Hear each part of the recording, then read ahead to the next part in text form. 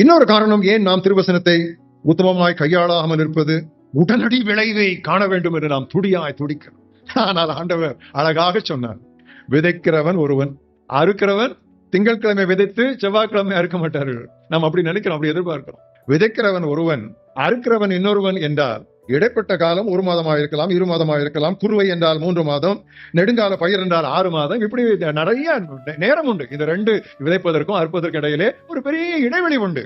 இந்த இடைவெளியை கவனித்து அதற்காக காத்திருக்க நாம் தயங்குவதால் தான் உடனடி விளைவுகள் வேண்டும் என்று இதையும் அதையும் செய்கிறோம். நீங்கள் இதையும் அதையும் செய்வதால் நடப்பதென்ன?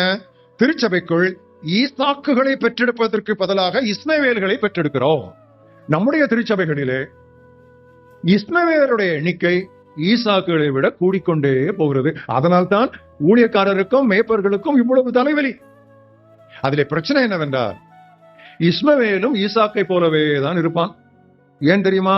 அவனுடைய முகஜாடை அவங்க அப்பா ஆபிரகாமை போலதான் இருக்கும். ஒரே அப்பா தானே. சோ அந்த ஃபீச்சர்ஸ், ஃபேஸ் கட்லாம் அப்படியே தான் இருக்கும்.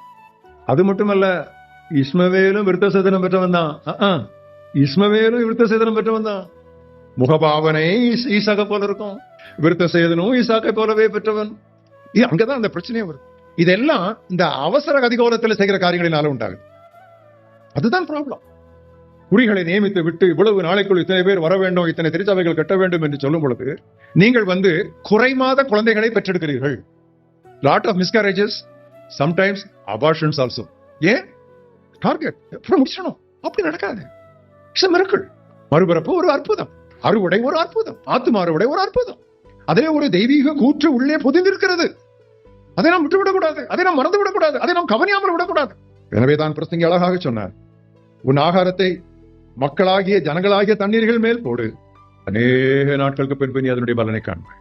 அதற்கு நாம் காத்திருக்க பழகாவிட்டால் திருவசனத்தை வசதிக்கேற்ப திருக்குவோம், அதை கலப்படம் செய்வோம்.